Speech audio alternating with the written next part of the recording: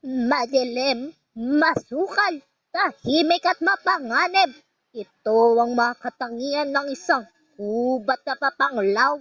At dito rin magsisimula ang kwento ng matamis na pag-iibigan nila Florante at Laura. Sa gitna ng gubat, may isang lalaking nakatali sa puno na animoy binugbog ng paulit-ulit at hinabol ang kanyang hininga. Ang pangalan niya ay Florante. Ama, nasan ang iyong awa? Ako'y nananaghoy, nakikiusap, humihingi ng tulong nyo.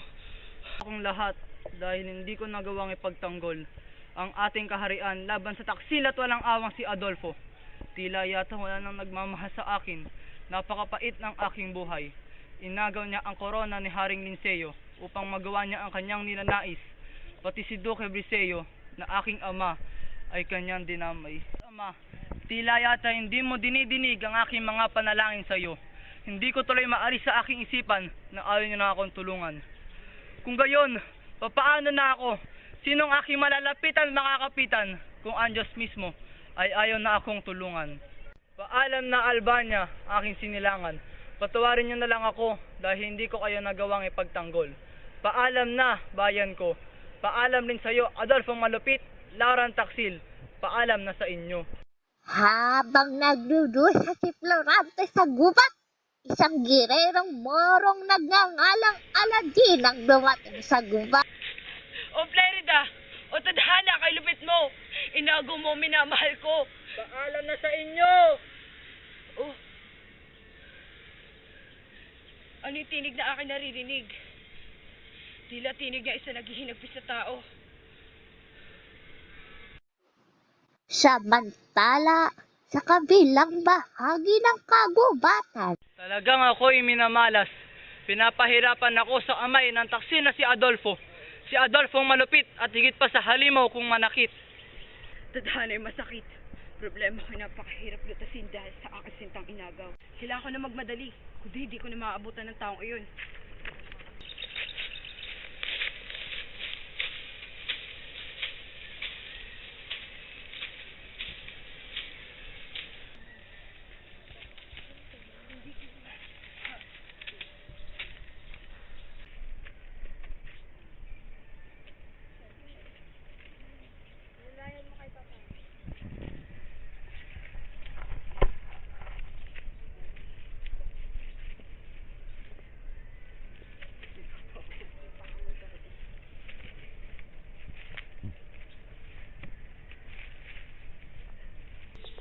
Parang nakita ko ng taong ito ah.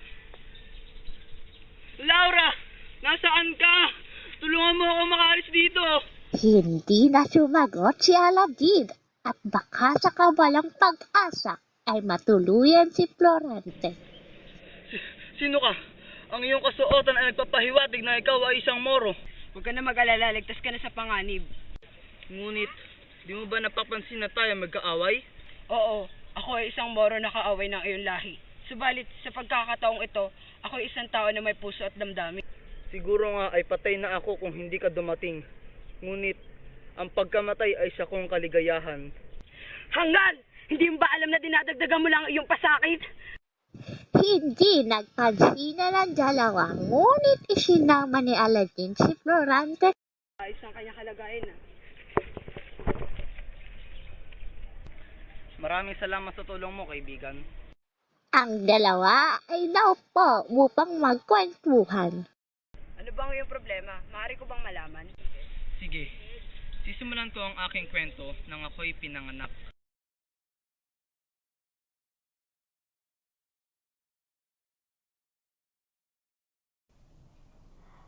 Florante!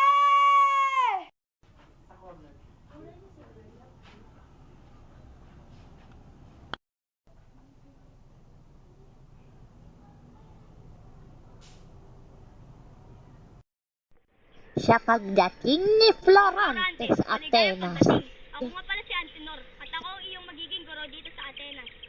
Salamat po. Mga bata, ito nga pala si Florante, ang inyong magiging bagong kamag-aral. Maligayang pagdating! O Florante, huwag kang malungkot Ang pagkalayo mo sa iyong magulang ay hindi malulunasan ng luha mo. Maraming salamat po sa paalala nyo, maestro. Simula ngayon, sisikapin ko pong maging masaya. Yan ang nais kong marinig sa'yo. Upang maigsan ang iyong kalungkutan, maipapakilala ako sa'yo na iyong kababata at kababayan sa Albania. Kababayan? Ibig ko siyang makilala. Nais ko nga palang ipakilala sa'yo si Minandro. Minandro, halika nga dito. Ito nga pala si Minandro. Ikinagagalak kitang makilala. Asahan mong magiging matalik mo akong katoto. Mula ngayon, magiging kaibigan niyo na akong lahat. Tila wala ata si Adolfo. Nariyan lang po siya, Guro. Marami lang daw po siyang ginagawa. Guro, narito na po si Adolfo. Florante, siya si Adolfo, ang iyong kababayan sa Albania at anak ni Conde Seleno. Kinagagalak kitang makilala. Ang panahon ay masayang nagdaan. Nang mga araw na iyon ay unti-unti nang nabihang ni Florante ang paghanga ng kanyang mga kamag-aral. Di nagkabula ang kanilang sapantaha. Pagkalipas pa ng ilang taon ay si Florante na ang kinikilalang pinakamarunong sa paaralan. Ang pangalan niya ay naging bulaklak sa dila ng mga tao. Nagkakapuri kita, Florante. Ngayon na ako nakatagpo ng katalinuhang hindi mapantayan. Maraming salamat din po sa inyo, sapagkat kung hindi dahil sa inyo, hindi ko maaabot kung nasaan ako ngayon. Dito nagsimulang magalit si Adolfo dahil nasasapawan na siya ni Florante. Hindi ito maaari. Inagaw ni Florante ang aking karangalan. Isa lamang sa aming dalawang dapat umuwing bangkay sa Albania. Isang hapon, tinipon ni Antenor ang mga estudyante. Mga bata, magkakaroon tayo ng pagsasadula. Si Florante bilang Eteocles at si Adolfo bilang Polynice. At ako naman si Minandro bilang Reyna Yocasta sa dulang ito. Nang magsimula na ang dula-dulaan, nanlisik ang mata ni Adolfo kay Florante. At magsisimula ang kwento sa isang labanan. Magpakatatag ka natin, ito na yung katapusan.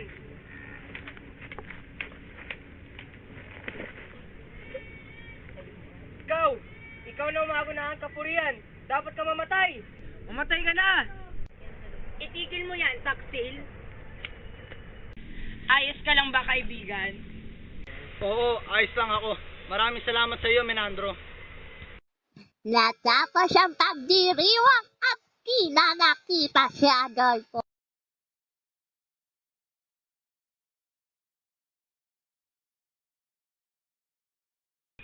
Sabik na ako makita ang aking ama. Maski man ako gusto kong makita ang iyong ama. Pagdating sa Albania, Bunso, kay tagal natin di nagkita. Ama, ay tagal din nating hindi nagkita. Ama, nais ko nga pala ipakilala sa iyo ang aking matalik na kaibigan, si Minandro.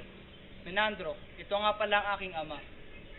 Ikinagagalak ko po kayong makilala, Duque Briseo. biglang may dumating na isang mensahero. Mahal na Duque, nais pong iparating ng hari ng Crotona ang pangangailangan ng depensa laban sa mga mananakop na Persyano. Maraming salamat. Tayo na't pumunta kay Haring Linceo. Sige, ama. Pagdating sa palasyo, sinalubong sila ni Haring Linceo. Haring Linceo, Duque Briseo.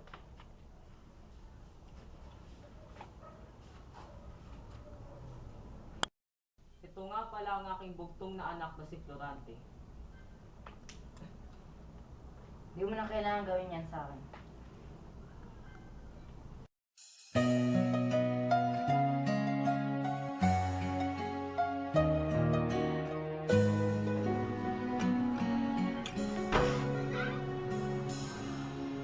Kay tagal nang ako'y dumadalangin kung kailan ba sa akin ay darating isang tulad mo na para sa akin. Tila yata may problema Sa ka, habang Florante. buhay ay aking iibigin Ito nga bang nang tinatawag nila? mamasdan ka ay may Kanino mo ibang ba naramdaman ang sinasabi nilang nadama. pag-ibig, Florante? Nabuhay muli Ibig na yata ang ako kay isang Laura, pag-asa. anak ni Haring Seo.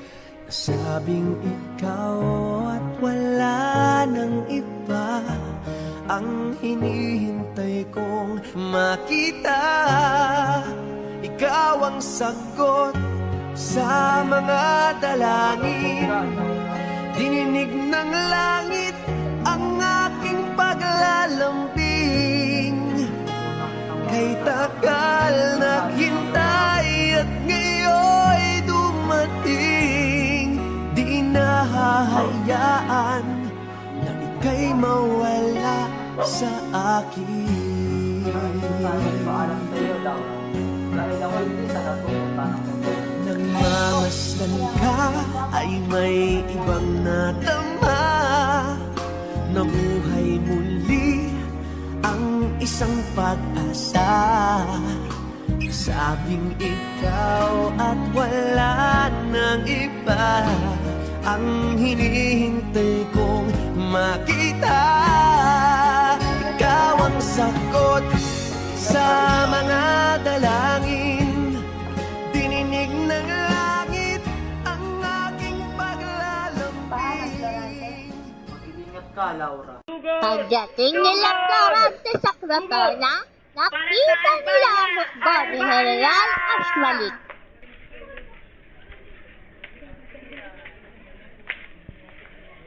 Mamatay ka na, hangal na General! Mabuhay ang Albania! Mabuhay! Makalipas ang ilang linggo, Sugod! Sugod! Para sa Albania! Albania!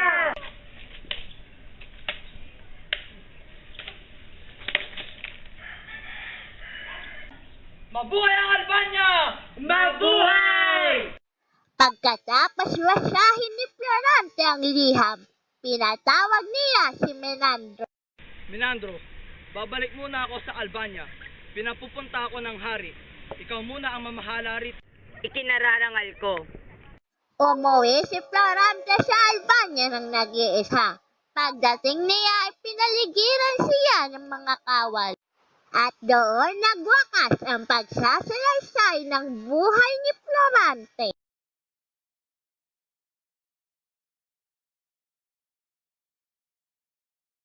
Kung ayaw mo talaga mapakasal sa akin, papatay ko na anak kong si Aladdin. Parang hawa mo na. Magpapakasal ako sa'yo. Pakawalan mo naman at magpapasal yung mahal ko si Alan. Madi ka lang palang kausap. Huwag kang matakot sa akin, Laura. Mamaya-maya lang ay matututunan mo na rin akong mahalin. Mamamatay muna ako bago mo makamtan ng pag-ibig ko. Utang na loob, Adolfo. Binabalaan kita. Ha ha ha! Sa akala mo ba may sasaklolo sa'yo rito? Malaon ko nang inasama yung karektan, Laura. Ngayon ay magiging akin ka na. Bitiwan mo ako, halimaw! Ha ha ha ha ha!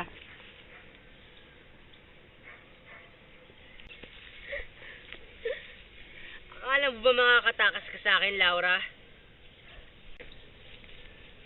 Masasaya lamang ang pagod mo, Laura. Maawa ka sa akin, Adolfo! Itigil mo yan! Nang mabalitaan ko na pupugutan ng ulo ang aking minamahal, ako ay nagmakaawa sa hari na huwag itong ituloy. Matapos nito, ako ay nagdamit gerero upang makatakas sa kaharian. Ganun ba? Ako naman ay mula sa Albania. Ganun ba? Tila may naririnig akong tinig sa kabila ng kagubatang ito. Oo nga. Tila tinig ng dalawang babae. Halina't hanapin natin kung saan nangagaling ang tinig na iyon. Tara.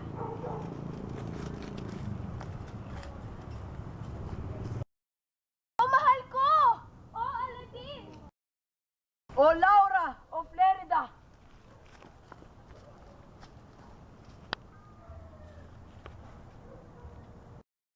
Sa kapangyarihang ibinigay sa akin ng poong may kapal, akin na kayong itinatalaga bilang mga bagong mag-asawa.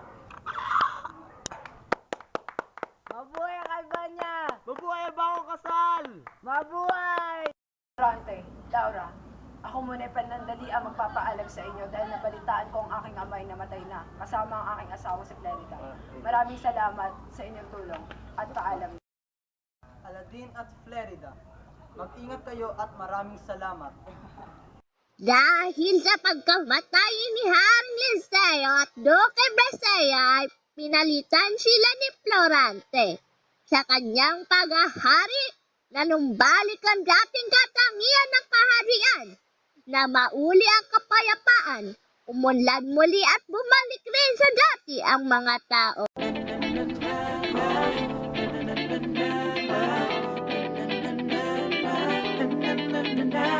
Teka lang, meron akong nakita. Bariko, kigandang dalaga. Sandali at aking lalapitan. Kabilis kakatumalis at bigla kong naiwanan. Tuwing umaga'y nakita, pagpasok sa eskwela. You motherfucker. Give me your attention, baby. I gotta tell you a little something about yourself. You're wonderful, flawless, ooh, you a sexy lady. But you walk around here like you wanna be someone else. Ooh, I know that you don't know it, but you're fine, so fine. Ooh, oh girl, I'm gonna show you when you're mine, oh mine. Treasure, that is what you are. You're my golden star. You know you can make my wish come true. If you let me treasure you. If you let me treasure you. Pretty girl, you should be smiling. A girl like you should never look so blue. You're everything I see in my dreams. I wouldn't say that to you if it wasn't true. Ooh, I know that you don't know it, but you're fine, so fine. Ooh, oh girl, I'm gonna show you when you're mine, oh mine. Treasure, that is what you are. You're my golden star. You know you can make my wish come true. If you let me treasure you. If you let me treasure you.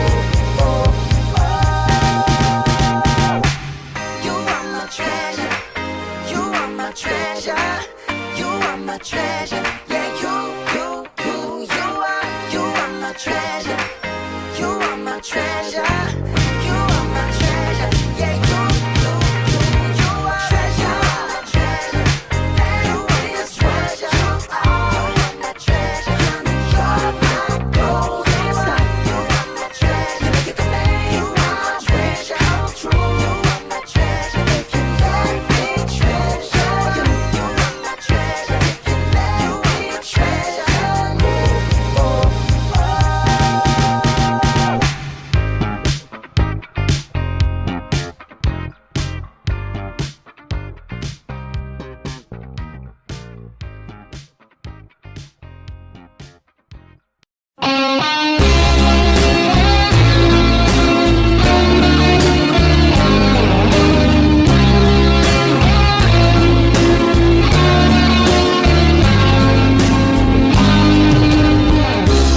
Di mo ba alam na may nagmamahal sa iyong tunay ako? Oh. Di mo ba narinig sinisigaw ng puso kong ito? Pangalan mo. At kahit na anong gawin, binigay ko ng bituin. Di ba napapansin ang puso ko? Dahil manhid ka, walang makiramdam. Oh babe, manhid ka,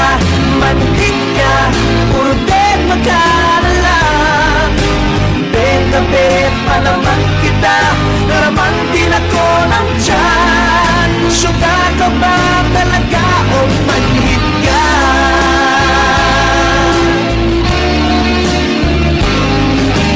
Di mo ba alam, may nagmamahal sa'yo? Di pa rin tumatalab, kayo man na pampalap sa'yo. Love sa'yo. Kahit lang isang ngiti, pinagkakait mo pa sa'kin ito.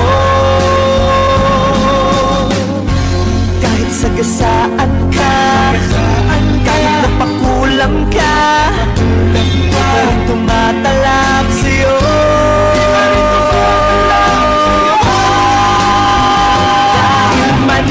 Dahil manhid ka, walang pakiramdam. Oh babe, manhid ka, puro dead ka na lang. Bet pa naman kita, laman din ako ng tiyan. Syuga ka ba talaga o manhid ka?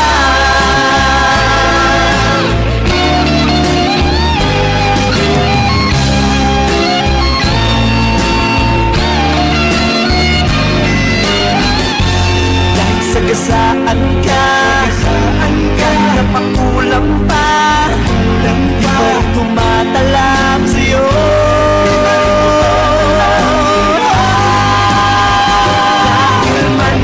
Dahil manhid ka, walang pakiramdam. Oh babe, manhid ka, puro dead ka na lang. Bet pa naman kita, laman din ako ng tiyan. Syuga ka ba talaga o manhid ka? Walang pakiramdam. Oh babe, manhid ka, puro dead ka na lang. Bet pa naman kita, laman din ako ng tiyan. Syuga ka ba talaga o manhid ka?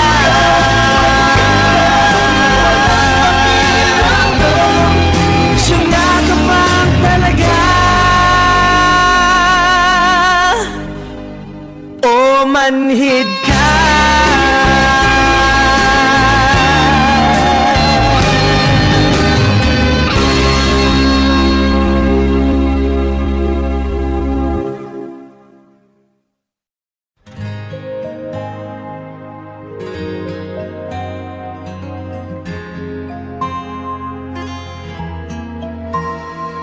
Kung may taong dapat na mahalin ay walang iba kundi ikaw. Wala ni ibang makakapigil pa sa akin. Pinuhay mo muli ang takbo at tibok ng puso sa iyong pagmamahal. Ko'y ulay nag-iba na puno ng saya.